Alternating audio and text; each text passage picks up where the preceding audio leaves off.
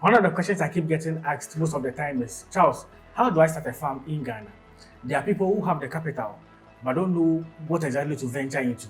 And there are people who really know what they want to venture into but don't have the resources to get into farming. So in this video, I bring you 5 simple steps on how to start a farm here in Ghana. If today is the first time seeing me, my name is Charles Entry, and for the past 5 years, I've visited farms, spoken to successful people who own farms here in Ghana on how they began their farms, what prompted them to venture into the type of farming that they are into here in Ghana. So yes, I'm going to share my experience with you guys on how to start a farm here in Ghana. Before we get into the video, make sure you like this video for me. Like so you to promote it to other viewers. Subscribe to the channel so we all grow together. The goal for the year is to reach 100,000 subscribers before the year ends. Less than a few months to the year ends, so please subscribe and let's grow together. Share this video. The people who want to start farms in here and they can watch this video and learn one or two from it. Without much ado, let's get right into it. So yes, the first point that you would need or step you need before you start a farm here in Ghana is to identify what interests you. Now, what I mean by what interests you is that there are people, as I said, who have the capital but don't know what specifically to venture into. And there are people who don't have the capital, but they have the particular farm that they want to do that they are really interested in. But maybe there are some few constraints as to getting into it. So what interests you? Most often than not, you see on TikTok, maybe on TikTok post, someone will post a video about his poultry farm, and someone will be under it. This is my dream business. This business is what I really want to venture into. So you can see that there are people that some particular type of farming interests them the most than the others. And at this point in time, it's not necessarily about how profitable that farm can be, because one thing about farming is if you are going in thinking of profit, trust me, you might be disappointed, because most businesses or most farms, even in the first year or second year, you might not even be making profit. Even breaking even might even be a problem. For maybe the third year upwards, that's where you might be interested you might be maybe be making some forms of like profits from there. So yes, the first instance is identify what interests you. Now, in Ghana, there are mainly 2 forms of farming, either the crop farming or animal farming. When I mention of crop farming, we know the maize, the soya bean, the vegetable farming, the sweet potato, like all those crops that you can grow. Then when it comes to the animal farming, we are looking at maybe rabbitry, grass cutter farming, poultry farming, fishing like catfish or maybe tilapia farming. So there are a lot of varieties.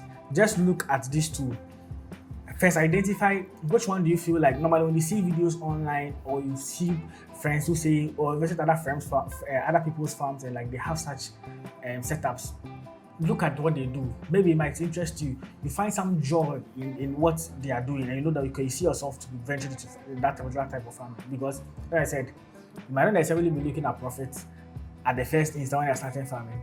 You have to enjoy what you are doing. What the type of farming you are doing has to like pick your interest for you to say, okay, I want to go for this type of farming or go for that type of farming. So yes, what interests you really matters. About 3 years ago, I did a video with Latiman, the catfish farmer. For most of you, those who don't know him, I'll link his video somewhere in here for you to check it out.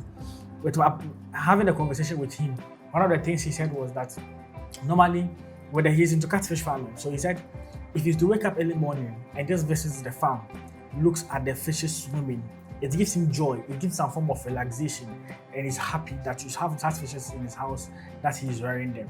So let me ask you this. Do you consider yourself as a farmer? Currently? Yes. Oh, currently, yes. I'll consider myself as a farmer. Reason being is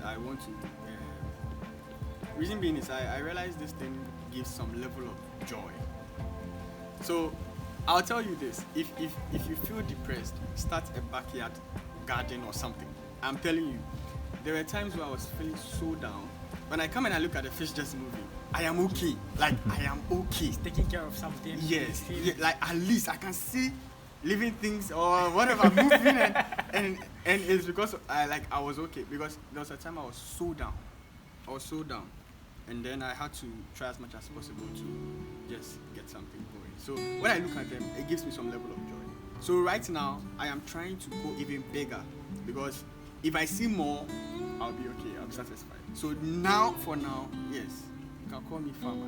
And I like it. So you can see that even if he might not be making profit from what he's doing, he naturally or inwardly enjoy the type of farming that he is into.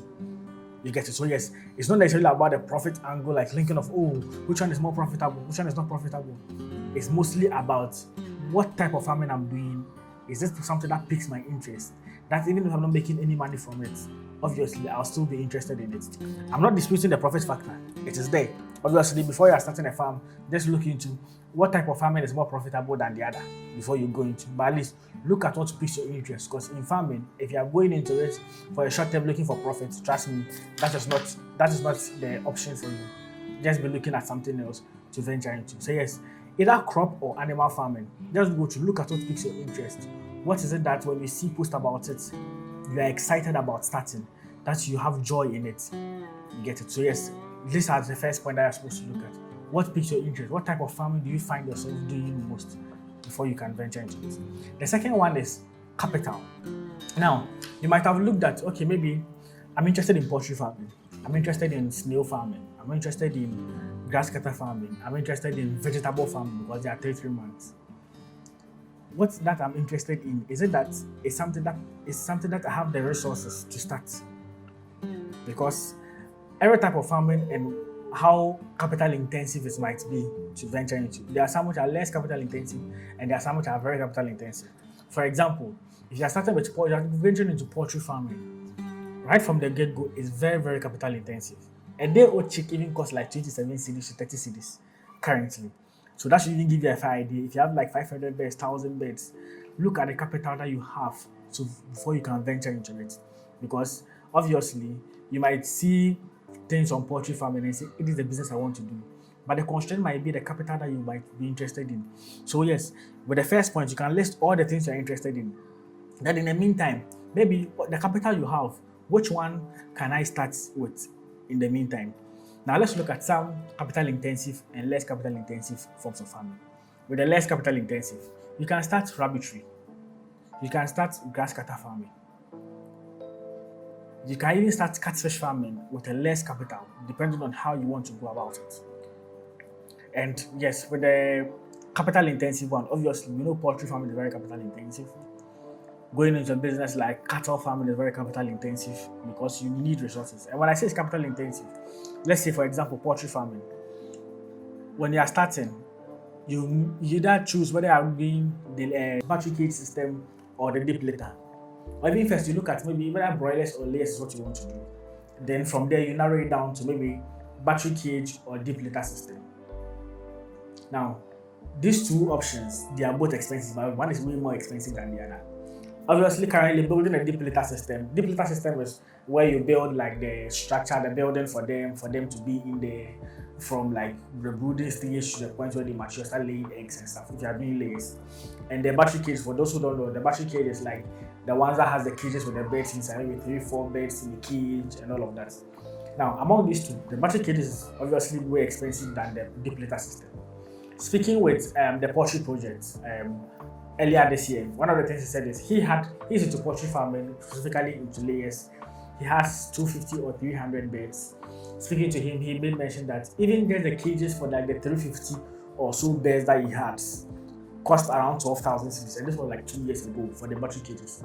That should give you an idea how expensive it could be. If you're looking at going into the deep litter system as well, building the structure and all of this, currently price of things are quite expensive. So yes, it will not even cost you even for maybe 30,000-50,000 cedis at least for the structure and everything, and building for them. It's likely like to cost you.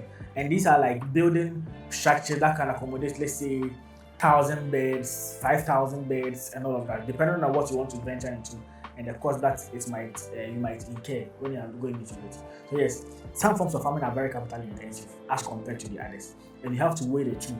Look at the options. If I have the capital, especially for those who have the capital and don't know what to venture into, which option should I go in for? And some of these things, when you are going into it, since it's long term, initially, I would advise you to start small, but the structures and stuff you need to get, it's something that when you build or you do, it's a fixed cost that you incur, especially in the first few years. And as time goes on, you might not even incur that same particular cost again. So like the poultry farm, if you are buying battery cages, maybe you have an idea of maybe doing 10,000 or 1,000 beds initially. Maybe in the first instance, yes. Personally, my advice I will give you is, no matter the amount of capital that you have, don't always go big. Don't always do like huge numbers. People reach out to me, Charles, I have the money. I really want to start catfish farming. I want to do like 5,000 of them. No, it's not advisable, regardless of whether you have the capital or not. Always start small. You might have the resources for 5,000. Personally, if it's catfish farming, for example, I'll tell you the best you can do, just start with 200, 300 of the fishes. And it would help you. And in the long run, you understand why I'm saying start small. Because you are now going to learn about the business. You are now going to know the ins and outs, the pros and cons, some things that mistakes that you learn, like you would encounter along the journey. You would know that, okay, this is what I did and this gave me this result. This is what I'm supposed to do. This is what I'm supposed to do. So your starting small is very, very key, regardless of whether you have the finances or not. For those who are really interested but don't have the resources, also start small. If it's grass cutter farming or rabbitry you want to go into, rabbits don't cost that much. I think one rabbit could cost you like 200, 300 of them, like 300 cedis or 150, 200 cedis for like a rabbit if you are going to rear them. It can even be way less as compared to that. You can get like 2 of them, because rabbits every month they get pregnant, like you can be able to cross them, and they give birth to a lot, like 5, 6 huge numbers. So in no time you can be able to upscale early. You can easily have like, let's say, a structure, one or 2 cages for them. In the meantime, maybe you have a male and a female. You might separate them. As time goes, where you want to cross them, you can put them together for them to cross. Something simple, something cheap that you don't really have to incur a lot of cost. And some types of farming too depends on like whether you can do it domestically or do you have to acquire land to do it. I will look at land acquisition and in the next few steps. But in the meantime, some types of farming are there. You don't necessarily need a huge space to do it. So something like rabbit farming, something like grass cutter farming, even catfish farming, you don't necessarily need a huge land. Unless maybe you are looking at doing the earthen pond or maybe some concrete pond as well. But if domestically you want to go into catfish farming, you can get a tarpaulin pond, very simple, very demure. Have it at home, like just maybe at your backyard. Start with like, let's say, some few number of fingerlings, and as time goes on, you get to learn on the business. Your first year, first cycle, maybe because it takes 6 months to grow. Maybe the first cycle you try it with 300. Okay, you see some few mortalities, you see some few mistakes. The next time you start increasing it gradually, maybe add an extra 100 or maybe like 200, depending on how you want to go about it. Then as time goes on, you keep growing there, you keep learning from there. But the truth is, for most of the types of farming that you venture into, initially, your startup capital that you'll be incurring most fixed costs. So catfish farming, for instance, even if it's domestically that you are doing it, you need a tarpaulin pond. With a tarpaulin pond, it costs. You can get one that maybe can accommodate 1,000 fingerlings or 1,000 fishes from fingerling stage to maturity. But that doesn't mean you start with 1,000. You can start with, let's say, 200, 300. After you've identified that maybe cattle farm is what piques your interest, you get the necessary things. Start small, so at least your investment or capital doesn't go down the drain. Starting small is very important. No matter how much capital you have or resources you have, always go small. Now, point number 3 is research or education. Now, if you looked at what piques your interest, you've identified, okay, you've listed them, maybe catfish farming, poultry farming, grass cutter farming are what I'm interested in. I've looked at the capital. Maybe at the moment, based on the money I have, poultry farming is too expensive for me, so let me start with maybe rabbitry or grass cutter farming or catfish farming. We've looked at that. Now, the third point is, do you have much education or have done much research about it? And the research is, before you venture into any business, always make sure you learn about it. Read more about it, watch more videos about it, visit farms, get to learn from farmers who are already into the business. So for those who watch my videos, for instance, I always say the contact details of the farmers I interview are always in the description side of the video. In the comment section, when you guys normally ask for it, I give it to you. Maybe you watch my video, you are inspired about maybe some type of farming, you want to venture into it. Take up the farmer's number, call the farmer. Most of the farmers I've been to, they are open and interested in people visiting their farms to learn from them. Some farmers might charge you a little bit talking to train you or educate you. Yes, it's something that you should be willing to at least take up upon yourself that you want to do because you want to learn. They are already in the business. They've also went through some challenges and tough times, and even their challenges have turned small for us. You're willing to pay because yes, it will save you a lot when it comes to your business. So yes, make sure that you have adequate knowledge, research about it, know more about it before you venture yourself into. The other important aspect is if you have a workforce or you have like one people who come and work for you, make sure that those people are well trained. So one of the key things is in Ghana, most of the times, people who did agricultural science or did study science and stuff in school, it's just a few of them who are really interested in maybe pursuing that after school. Some found themselves in that particular field, and that's the course they did, and some are not interested. But there are still some people who are really passionate and really want to further it. And I've been getting such DMs and such messages most of the time. Oh, maybe Charles, I am an undergraduate, I have a degree in agri science or animal husbandry. I want to like manage farms. I want to pursue it. I want to people who are there who for me to come and visit, like as in manage their farms for them. Make sure you are getting the right kind of people to man your farm for you. One, people who have like maybe the experience and the knowledge from school, and they are willing to like further practicalize what they studied in school. You can take some of these people as farm managers for them to manage your farm for you because they are really interested in like pursuing it, interested in knowing more about it. A good example will be earlier this year I visited Dobo Farms somewhere in the central region, and his farm manager, person of Pascal, very brilliant guy. I think he did veterinary also in school. If from my conversation with the guy, you could know how experienced and intelligent the guy is, and like he knowing his stuff. Because everything you talk about, everything he makes mention of, he knows like how to go about it. He's well vested in it, and at this you could see that if you entrust your farm into his care, he will take very good care of it for you. And that's what he was doing at the Wolf Farms. So yes, always make sure you are getting people who have skills, who are knowledgeable about it. Even if they have knowledge, maybe they have the theoretical knowledge, still get them to train them. Let's invite farmers, maybe the farms that you visited, that you've watched them online and like they do trainings. Let your workers go there to get and receive training and make sure that at least they also have the hands-on experience before you employ them to venture into like take care of the farm for you. And other important thing is you as an individual, the business owner, to make sure you are well vested and educated in what you are doing, because you can't just entrust it in the hands of people and you don't have no knowledge about it. All you know is, oh, I have the money, I have the capital, so yes, I can pay people to do it for me. Make sure you also have the knowledge about it, because one thing is, even if your workers are not doing the right thing, you might not know because you don't have the knowledge about it.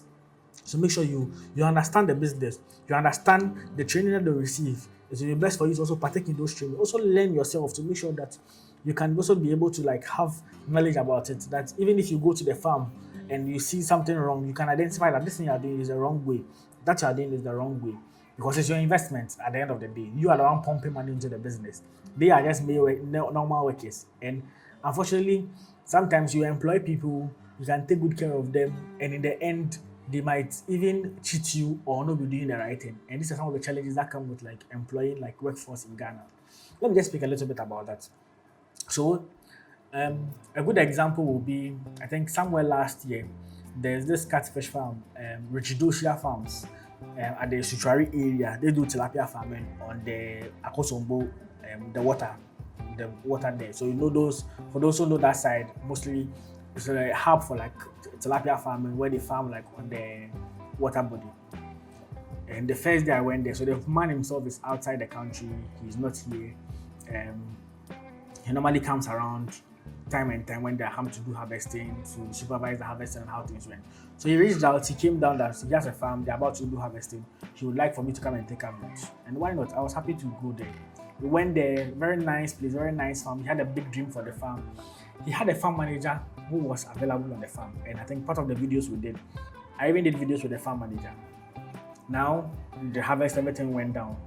Second time, he came down that, he wants for me to come again for us to do like a second coverage for the business, because the first one really went, so I helped with the sales and everything.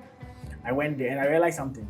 When I'm going there the second time, the farm manager who used to be there wasn't there again. And I asked, how come the guy is not there? Could you believe that the farm manager who he employed, in the evening, he just goes into the water, catches or harvest some of the tilapia, sell it to other people in the town for them to go and sell it on the market, and when the money comes, they share it. So in the end, it's like the man is pumping money into his own business. You, the farm manager, in the end is looting him, or more or less like stealing the fishes and going so. So it's like when they do any harvest, you realize the quantity that they stocked in the pond or in the cages are not the same quantity they are getting. And mind you, these type of fishes, they are caged in the water, so there's no way they are going to swim out of it. They are all caged, even though they are in like a natural habitat, but they are caged in there. So if I put in 10,000 and I'm harvesting, obviously I'm supposed to get that 10,000. Even if there are mortalities, I can be able to pick them in, count my mortalities from there. So you can know the exact number you put in there. Oh, she realized the numbers kept reducing. And he realized, oh, it was the farm and manager who used to do this to him. And this is someone that, according to him, he takes good care of. He pays him very well. He brings, like, every time he's traveling from the US to Ghana, he brings like clothes and stuff for the guy, at least to make the guy also feel comfortable and all. And in the end, this was what has happened to him. So employing workforce is very key when you are doing your business. In as much as you'll be training them, just make sure that you are getting the right people. And someone will ask, Charles, how do I get the right people? Honestly, I don't even know how you get the right people. But just make sure that normally the things that are within your control is well taken care of. Something as making sure they are well compensated for the work that they are doing, making sure that you're having security on the farm. Security is very, very, very, very key. No matter how trustworthy someone might be, make sure that you always have security. So the second time I went there, after he changed the farm manager, I went there, he had fixed cameras all over the place, monitoring what is going on day in, day out, and has a control system in there. So having security on the farm is very key. No matter how trustworthy you might find the person who manages your farm to be, make sure that there is some form of security or check. Now, in terms of security, I visited a farm called Farms. It's a pig farm somewhere in the eastern region. And the farm is owned by um, two couples, like a couple in the UK, and they have the farm here in Ghana. And they have um, the man's other brother is the one who mostly like more or less supervises the farm. And they called me for a coverage. I went there to go and do that for them. And upon visiting the farm, I realized that the security system on the farm is very, very tight. Such that the man has a control system where he's not in Ghana, he's in the UK most of the time. But when I went to the farm, he told me, oh, Charles, I've seen that you are on my farm.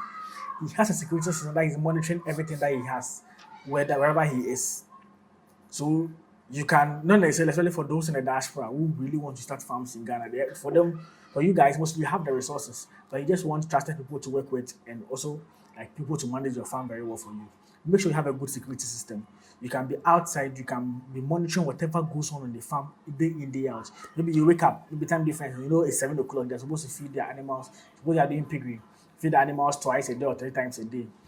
Make sure that by that time, Ghana time, you log into your security system. You are monitoring, okay, they are giving the right types of feed to them, they are giving them the right quantity in the right proportions. Like everything is being done well because sometimes, you can, you know how expensive feed is when it comes to livestock farming. You can go and buy feed in large quantities and stock them down. Then your workers will be taking the feed and be selling them off. And they'll tell you, oh, we give this, they consume this number of bags, but in natural sense, they're not even giving the right quantity of bags to the animals. So yes, make sure you have a good security system. Then the other things you also can have control over is, especially for my people in the diaspora, make sure you have a relative, a very close relative who is trusted to some extent, who will be in Ghana to not to at least monitor and supervise the farm for you.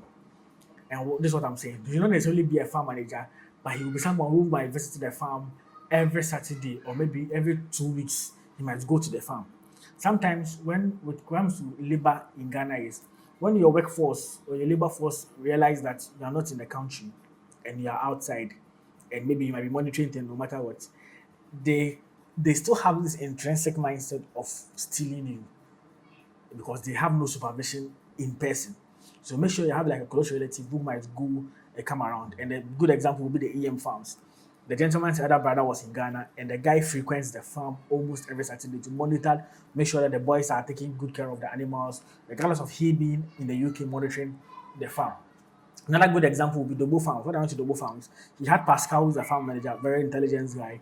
But his elder brother as well was on the farm to make sure that everything is being done well. He always visits the farm, make sure that they are taking good care of the place, the workers are well being paid, animals are being fed, the right quantity of medication, everything is being actually administered to the animal. So yes, make sure that you have like a close relative who will be in Ghana to help you supervise what is going on, because sometimes you might be doing everything right, and in the end, people or the normal workers or the workers might be stealing from you. The other leg to this too will be, so I based in my conversation with PAL Farms, Emmanuel, he's into poultry farming. One of the things he made mention of is that sometimes if you're looking for workforce or labor, don't look for people who are within the same town. So let's say I'm farming in the eastern region, let's say Adeso. That's where the farm is located. Don't look for farmers who are within Adeso. No, don't do that. Look for farmers, or look for workforce or people who can work for you from other regions and bring them to that particular location. I thought about it and I realized, to some extent, he is true. He is right. So I don't take worker from Accra. It's not. It's bad to have workers from the same town. Let's say you are not Adeso, you take worker from Adeso. So I was thinking that was one of the easy ways. Hey, town boy, he knows the corner or he goes in on X or go. Town boy, they're no good. But like, this is actually a very good information. Yeah, because mostly when people get the land, they feel like, okay, in the area I've gotten the place, I have to get someone there that can supervise because he is around, so he can take care of the thing for No. Me, don't do that. I bring workers far away. I'll wait for them, they'll stay. Well, you tried, honestly. Having like residents for them in here that they stay, providing everything for them, it's actually good. This was his reason. Sometimes, if you look for people within the town that you are farming, they are experienced, they know more. Like there is their town, you don't live there. You know the people in the town. And let's say for poultry farming that he does, these people might be stealing your eggs and selling it to the town folks for extra profits, and you might have no idea about it or what is going on. So always bring people from a different region to be located. So he, for example, he's in Ade, so doing poultry farming. His workers all came from the Bronga Hafo, where like he has like a setup, like he has like a structure, an accommodation facility on the farm for the people to live in there. He provides feeding, everything they need, data, everything they need, make sure that they are very well fed, everything. And they are camped on the farm, making sure they are giving the animals the right feed, making sure the eggs too that they pick, they account for it and everything. So yes, this is something that you can also employ. Don't look for people who are within the town of which the farm is located. They might end up cheating you or stealing from you without your knowledge, because they know the folks. You are just a new person there, and in the end, your capital that you might have invested into your business might go down the drain. So yes, this is point number 3. Now, for point number 4 is land acquisition. Trust me, this is one of the topics that personally it's an intrinsic like an intriguing topic in Ghana when it comes to like acquiring land. Trust me, it's not one of the easiest ways, like means to acquire land here in Ghana. Land acquisition here, especially if you want to buy it outright, is very difficult. And personally, I stay out of land issues. Most often I get like messages saying, "Oh Charles, I need land. Can you help me acquire land? I really want to start a farm. I need a land. Maybe it's a land. I do have land available and stuff." Personally, I don't like getting involved in land issues because acquiring land in Ghana is very tedious, and that would be like a discussion for another day. But if you want to start a farm here in Ghana and you want like land, there are 2 options. Depending on the type of farm you want to do, you can either rent or lease it, or you can buy it outright. And these are like 2 great, most of like the main options that we have here in Ghana. Now, if you are going for renting or leasing the land for farming, mostly it's not every type of farming that you can do on a leased on a rented land. And this is why this is the case. Let's say you are doing poultry farming. Poultry farming, as I said, is capital intensive. Initially, the resources that goes into it are like mostly like fixed costs that you incur, building the structure, buying battery cages, and all these things are like buildings that are on people's land.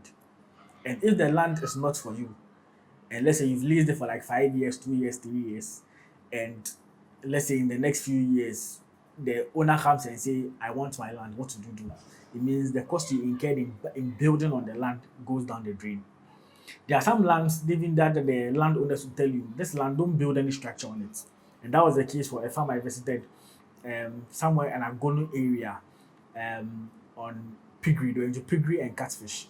And the gentleman told me that when he had the land, it was a leased land. Initially, the plan was to do crops, and later he wanted to do like piggery or pig farming on the land. And the landowner told him, "Don't put up a structure on my land because in the near future, I'll need my land for something else." And I think he found a way. Later, they agreed and he bought the land. But make sure that the type of farming that you want to do determines whether you have to buy a land or lease a land. Now, for lease or rented lands, normally crop farming is the best. You are doing vegetables, you are doing sweet potato, you are doing maize, the grains, all those ones. If you are going to lease or rent a land, vegetable farming or crop farming is the best option to go for. And even with that, when you are going for a land, one of the key considerations you're supposed to look at when it's vegetable farming, make sure that there's a source of water on the land. Because you might think, oh, maybe my land I've rented it, I can do vegetable farming. You might be interested in putting a borehole on the land because there is no water source on the land. And one of the easy ways or the best ways of going about vegetable farming is doing irrigation. Irrigation is very key, and I'll come to that. I'll expand on that very soon. But if you don't have water source and you want to go to crop farming, and let's say you decide to do borehole, it depends on what maybe the landlord or landlady might agree for you to do it or not. Sometimes they might not agree, sometimes they might. The second option is you might agree, you do it, but in a few years, if they say they want their land for something else, it means you've incurred a lot of money putting up a borehole on that land, which doesn't belong to you. So yes, you might look for if you are looking at vegetable farming and doing irrigation, the best option or advice I'll give you is go and buy a land. That the land belongs to you and whatever you want to do on the land you can decide to do on it. Same applies if you want to do um, catfish farming, you don't want to do the tarpaulin and the concrete, you want to do earthen ponds. The one that you dig the hole like the ground and all of that. Also make sure that the land belongs to you because some landowners might not agree for you to dig holes into their land. They'll just strictly tell you this land is for this particular type of soil, type of farming. So go and do that. Don't go and do anything else on my land. So yes, all these things play a role. So maybe crop farming, if you're not looking at irrigation, which I would strongly advise against, make sure that you have if you are doing irrigation, you have a water source on the land. Now irrigation is very key because most farmers or most people who venture into farming in Ghana or most local farmers depend on rain to farm, especially for most like vegetable farmers. And depending on the rain comes, we are all growing, we are all planting. In the end, the when the harvest comes, it will be a lot in the market. The price you might get for your produce will be way less. But rather, having irrigation and being able to plant all year round, meaning that when there's a dry season, you have crops. When there's rainy season, you have crops. I even know people who, during the rainy season, they don't even plant at all because they tell you the profits that they will make from selling, going to the stress of planting and selling, the margins are very small, so they don't even stress themselves. As compared to it being in a dry season, having an irrigated farm, and making sure you are getting produce to sell on the market, you make a lot of money. Now, speaking with Mrs. Sakutu, the vegetable farmer I recently visited, he made mention that one of the key things he needs is a poly tank. But mind you, she doesn't have a borehole on the farm as well. But she wanted a poly tank. Maybe she connect the water from somewhere, use the poly tank, and be doing irrigation. And from my conversation with him, one thing he made mention of is that he's into okra farming and peppers. He said for okra farming, in the rainy season when there is abundance, when they can all plant and like there is abundance in the market. If you are selling okra you can get like 7 fingers or 5 fingers of okra for one city. And as compared to it being in the dry season you can even get 1 finger of okra for one city. So you can just look at the profit margins in here. Farming in the dry season is very, very, very, very profitable. That's one of the key things you have to do. If you are going into vegetable farming, thinking of venturing into vegetable farming, trust me, make sure your farm is irrigated. You make a lot of money doing irrigation than as compared to selling in the rainy season or when there's in abundance. And this is the case because even though when you're selling in the rainy season or like where like everyone is planting and you still make some profit, but the profit you make is like making normal profit and making abnormal profits. Like my economics guys, you understand. So in the rainy season, you don't make that much as compared to selling it in the dry season where you make tons and tons of money from what you are selling or what you are doing. Because and the reason is basically simple. In the dry season, there's no rain. Most people who depend on the rain are not able to plant. You have irrigation, you can be able to grow all year round. The dry season to supply is less as compared to demand. So obviously prices shoot up. When there's abundance, supply is way more than demand. So obviously the price you have is low as compared to the dry season where demand is way more than supply, and the prices goes up. So this is basic economics, at least for you guys. So yes, if you're making sure you're getting a land, just decide what type of farming I'm venturing myself into. Is it something that I can just rent a land and go buy it, or buy a land? The best option to buy a land and do it, especially if you have the resources or capital. But the truth is, getting or acquiring land is a very difficult task. And that comes with sometimes a lot of litigation. Especially someone who owns the land might sell the land to you, or maybe especially if it's a family land. You go and see the family. One person sells it to you tomorrow. The other person will come and say, "And I didn't sell the land to you. The land belongs to me." A whole lot of issues, and it happens most of the time. People will have spent or lost huge investment by buying farmland that doesn't, in the end, was taken away from them. Same farmer can you sell a land to you tomorrow. You sell the land to a different person. A whole lot of complications that comes to the land issue. But I personally, I don't get myself involved in, because as part of the questions that I get a lot that people want to venture into farming, that unfortunately I can't help it. I wish I could be of help to you guys. Is people want farmlands in Ghana to start farms, but unfortunately they are not getting, and I'm not able to help them. I wish I'm able to help. I wish I'm able to get like a reliable source of like landowners who are willing to either lease or sell their lands, and I can bring it to you guys and say that, guys, go to A or B. They are good people, they are trustworthy people, and they can be able to sell good and affordable lands for you guys to farm. But unfortunately, I I shy away from it because of the issues and complexities that come with it. I can't just bring anyone, I recommend anyone to you guys. You go and buy a land and you might lose your money and it will bring a lot of issues. I'll feel bad and I don't want to do that. So yes, and at least if you are going into farming and you're looking at it in the long term, the best approach is to buy a land. If you are renting it or leasing it, it can have some complications. Unless maybe you are testing the waters, you want to know, try one or two things, then you want to like go by the option of renting. Then as time goes on, you might be looking at buying your own land and transferring the farm there. Now, let's look at some considerations you have to look at when you are buying the land. The first one is proximity of the land to the road. I mean, a good road network to the farm. Let's say you have this vegetable farming, your produce are ready.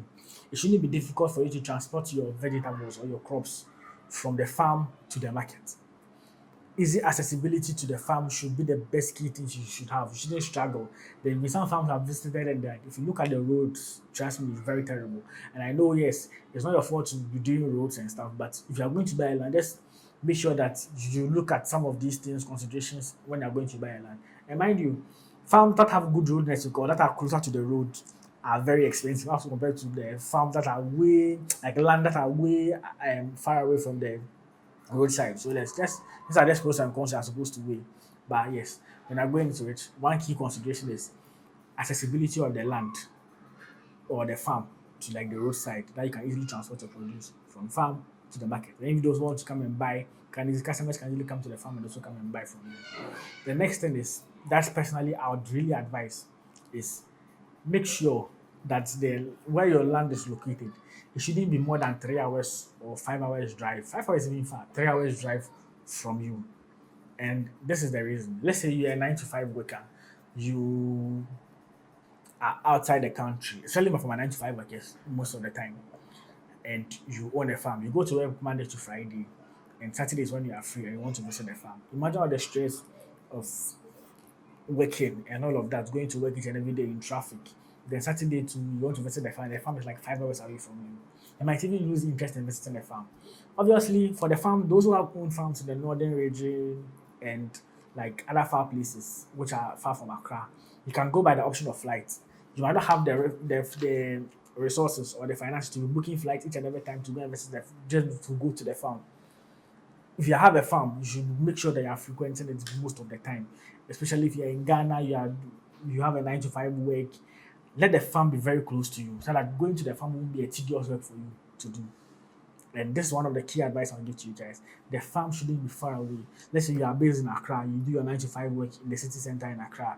The farm should be somewhere in the eastern region, let's say Volta region at most. Some of these places are best key spots to own a farm. So that if you are going, Volta region is like 3 hour drive from Accra. Eastern region is depending on where you are going, 2-3 hours from Accra.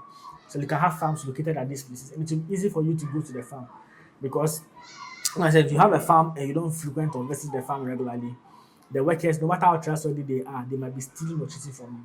So make sure that the things within your control, you can be able to control them, such as making sure you are visiting the farm regularly, even if not every Saturday, at least every 2 weeks. Make sure that you are visiting the farm. It's very, very important. Protect your investment.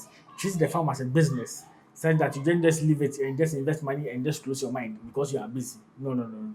In acquiring farmland, make sure that the proximity of the land to where you live is not that far, so that you can easily visit the farm, come back even on the same Saturday.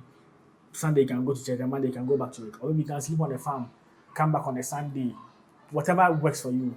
But just make sure that the proximity of the land or the farmland to where you live is not that far. At most 3 hours should be best. Unless you have the resources, you can be able to fly to the farm each and every time. And yes, you can also go by that very option. Yeah. So yes, that is point number 4, land acquisition. So yes, if any of you is watching me and you know you're a trustworthy source of land, and I mean trustworthy because I also have to do my due diligence before I bring it out there. That's what you can email me on entrycharles26 at gmail.com or entrycharles218 at gmail.com and send me an email, and we can partner and work together to make sure that at least we are giving people who want to venture into farming good source of lands or good or quality farmland for them to get. And before I forget, one other thing too about land acquisition is there are some lands and what they are known to be good to be grown for. For example, you can go for a farm, let's say in the eastern region. The owner of the land can tell you this land is good for growing cassava, it's good for growing vegetables, it's good for growing um, like any type of crop. Even the crops, there are variety that will tell you that it's good for growing. Make sure you do your due diligence before you go because maybe you can go for a land and say you're going to do crops and say you're growing cassava or yam on that land. It'll tell you and that land is not even known for growing cassava or yam. It tell you it's good for growing vegetables. So make sure you do your due diligence in acquiring land because it's very, very, very important. Land acquisition, if I'm talking about land as a whole topic, it will take a longer time for us to speak about it. But make a separate video when it comes to some key consideration when it comes to like land acquisition, especially which region and is good for growing some particular types of crops. And the truth is, Ghana, we are blessed with good soil. Anywhere in Ghana that you want to grow, like anything you want to grow in Ghana, it will grow. Depending on the region. Just that there are some regions which are known for some particular type of crops as compared to some other regions. But anywhere in Ghana, whatever you grow, you are blessed with good soil. Whatever that you grow in Ghana, it will yield good results and it will be good to grow. Yeah. So yes. Now the last point that we'll look at, point number 5, will be marketing and profits or market and profits. Now, this is very, very, very, very, very key. Very, very, very key. Let me even tackle the issue of marketing. It is key because you can't, like I said, treat your farm as a business. You can't start and say you are going into farming and you don't have markets or you're unable to sell your produce. Then in the end, what are you doing? You're investing money for the crops to go bad or not to gain any returns from it. That's why marketing is very, very, very key.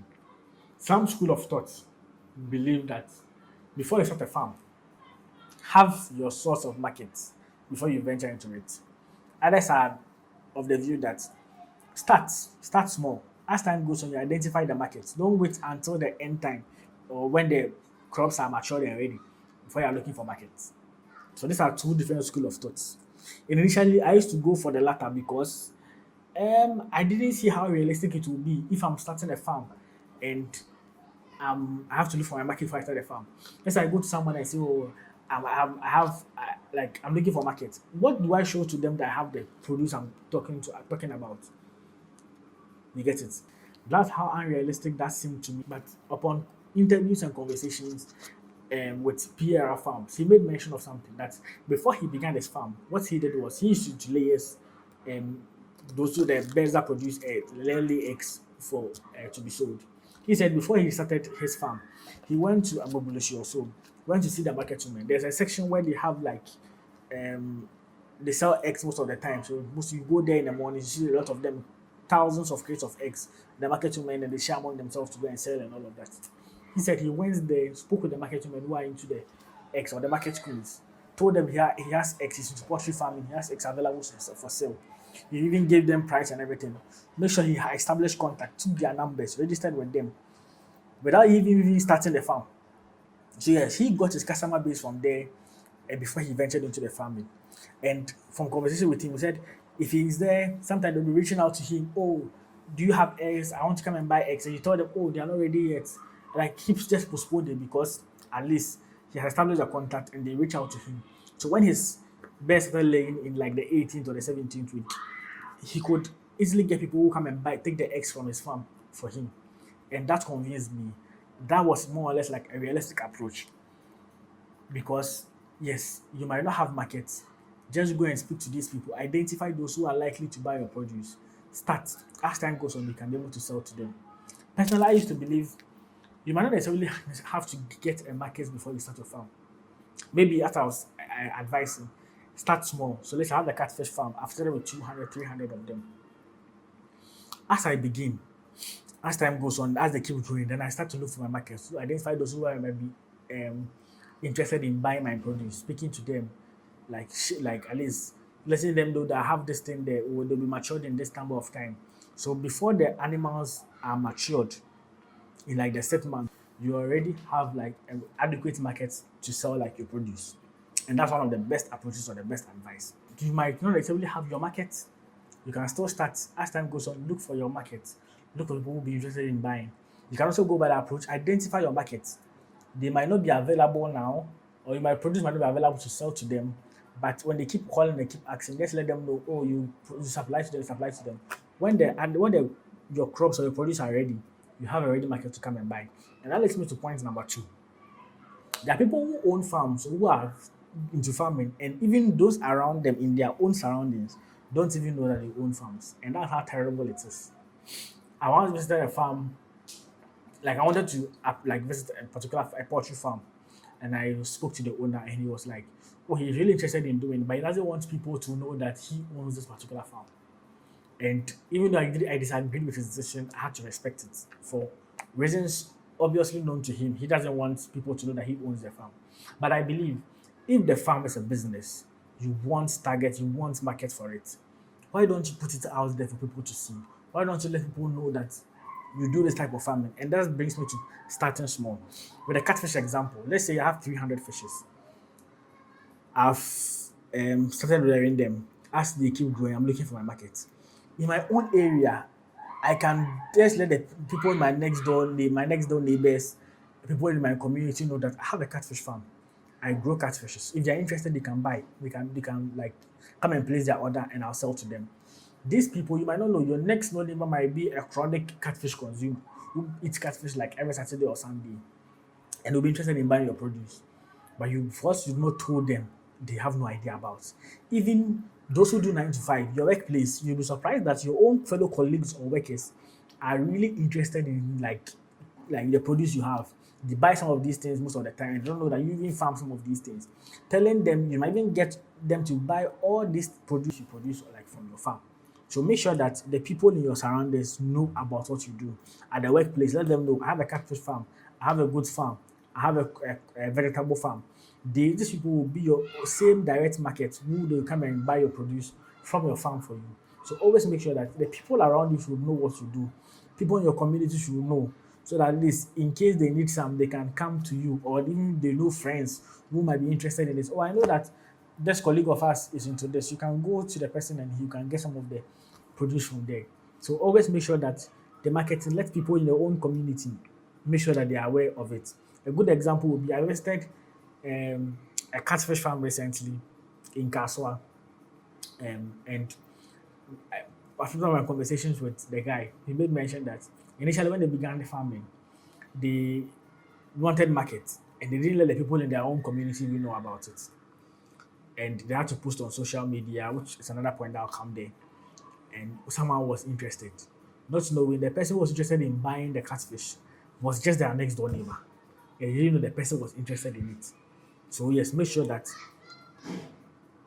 the people around you, the people in your community are aware that you are into farming and they might be the same people who come and buy your produce from you.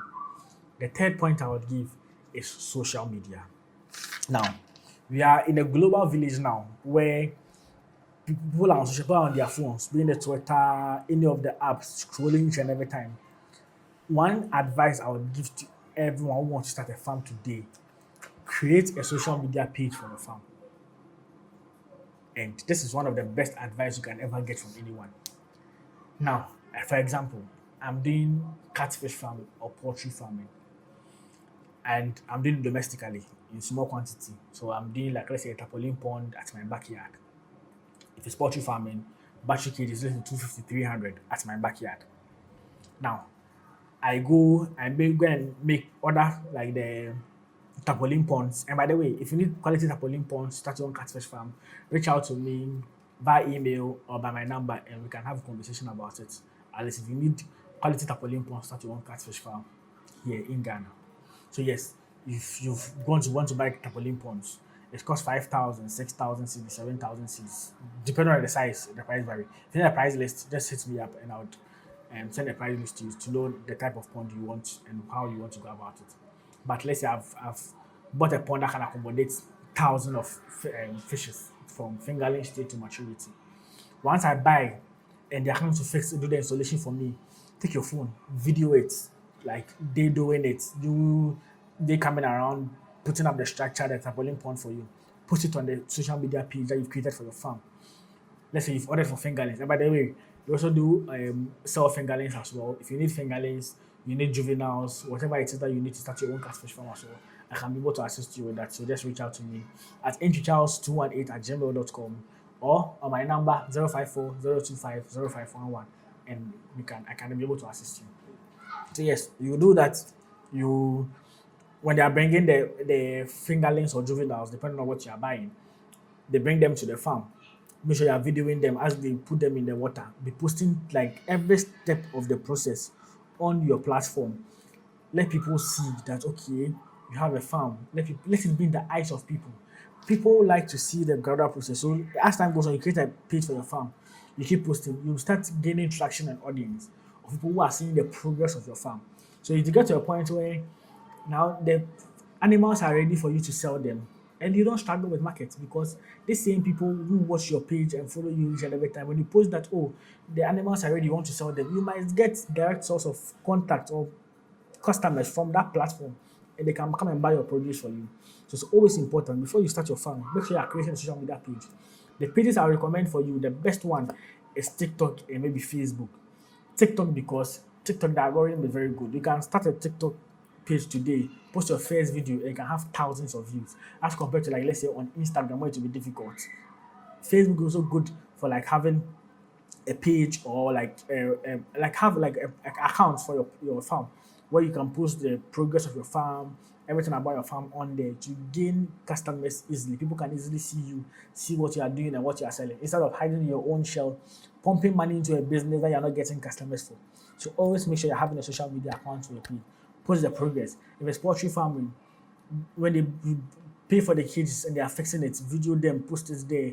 When you buy the day old chicks, you go to the airport, you go and pick the birds up, have a video of it, post on the social media platform. If you are doing brooding, post about it, feeding, post about it, medication admission, post about it, egg laying and stuff, post about it. Now when they are ready for you to sell eggs or like if it's broilers you are doing and you want to sell the birds, just post on the platform that these animals are available for you, you want to sell them. And trust me, these are direct source of markets that you can get. And even the social media platforms too, if they end up growing and reaching a larger audience and stuff, you can also be monetizing from there and also make some extra source of income as well on social media. Now, the other leg you would want to look at is look for influencers. If it's a very big farm, you don't have the exposure, you already have a farm, you need people to come and advertise what you have on the farm for you. Reach out to influencers, reach out to like people who have good numbers on social media. You can reach out to myself. I can come and promote, do advertisement for your farm for you if you need good customers or good markets for what you have. I have an audience of over 50,000 people who are interested in farming, who follow farming, follow agriculture. If you have a farm, you have produce which you need people to come and buy, you need advertisement, reach out to me. I can come. Something at a very cool and affordable fee. I can do a promotion for you. Let it reach the right people to make sure that at least you are getting the right people to buy your produce or buy the things that you have. Because the painful part is investing money into something and you don't have market for it. And in the end, like poultry farming, maybe broilers, they are 6 months, they are ready for you to sell. And you don't have market. And you keep feeding them. You know how expensive feeding cost is. Keep feeding them when they are there. It's better pay someone who can come and advertise the thing for you. So that at least you have the public domain be out there. Let people see what you do and be able to get direct contact or customers to come and buy for you. So yes, if you have already have a farm, you're not left out. You can invite me. I can come to your farm. We can do video. I'm interested in visiting farms, learning from farmers, being sharing people's inspiring stories. Reach out to me. The same email, introCharles218 @gmail.com. And yes, we can come. I can come there, do a video for you, help promote your farm, promote your business, share inspiring stories that can also help educate and inspire others who want to venture into farming. So yes, another form of advertisement or markets, identify markets is social media. You can usually bring people that you never knew are interested in your produce to come and buy your produce for you. And the last option will be think of exports. Now, I know most people are interested in exporting their produce, but they don't know how or how best to go about it. Let me bust your mind. One of the easy ways to export what you have is through this DHL, FedEx, this kind of people who normally send mails or export some produce and stuff. I know people who are in Ghana who export, let's say, catfish farm. You can smoke your catfishes, maybe patch 20, 30 of them because they all have limits. Check on their platform for like the requirements. Make sure that you at least the best way to do is have someone who is outside, maybe in Europe or in the US, or you want to export it to, who can take the produce from there, or a customer who can acquire those things from there and sell. Especially for those in Ghana, there's a good market of our fellow Ghanaians or other Africans who are in the diaspora who need some of our local produce, who need some of our local stuff that we still consume in here to do food and to cook and eat. You can just bag them in a DHL or what, just nicely and export it to them. If you have catfish, smoke like 10, 15 of them, nicely packed because those ones don't perish. Easily do that. Package it nicely, take it to DHL or whatever it is. For it to be exported for you, you make good money because anything that you export or you add value and export, you make a lot of money. So for catfish farming, for instance, as I was saying, you have to get it smoked. Smoking is adding value that you can be able to sell. Another approach of adding value is even if it's catfish farming you want to venture into, you instead of selling it fresh to the point and kill people or the intermediaries who sell to the point and kill, now a kilo of the fishes go for like 40 or 35 to 40 cedis now, as compared to if you sell to the point and kill people, when you go to the point and kill that they are going to buy from there, you can get a fish which is not even up to 900 grams or so, and it could cost as much as 200 cedis, 150 cedis, as compared to they coming to buy from you directly at 40, 45 cedis. So you know the margins, add value. One other thing, the interesting approach about telling people around you in your own neighborhood is that you can grill for them. They might not necessarily buy it at fresh. You can tell them you do grilling and all as well. Learn. If you have to pay someone to come and teach you how to grill, someone come and teach you how to smoke, add value to it. Put them in for, grill them and sell it to them, and they'll be interested in buying it. And then you make good money from it as compared to selling fresh of 40 to 45 cedis. You can be selling that at the same 150 cedis to 200 cedis for one catfish. You get it? So adding value is very key. Make sure that at least for the exports, look at these options, explore these options. Make sure if it is pepper, don't sell it dry, don't sell it fresh. You can dry it, have it nicely packaged, export it. But the only header will be getting customer bases outside the country that will be willing to buy and you need to export it to them.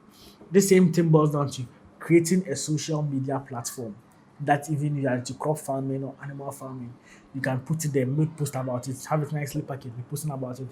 Those in the diaspora are always on social media watching, wanting to learn, and you can easily get like customers from there.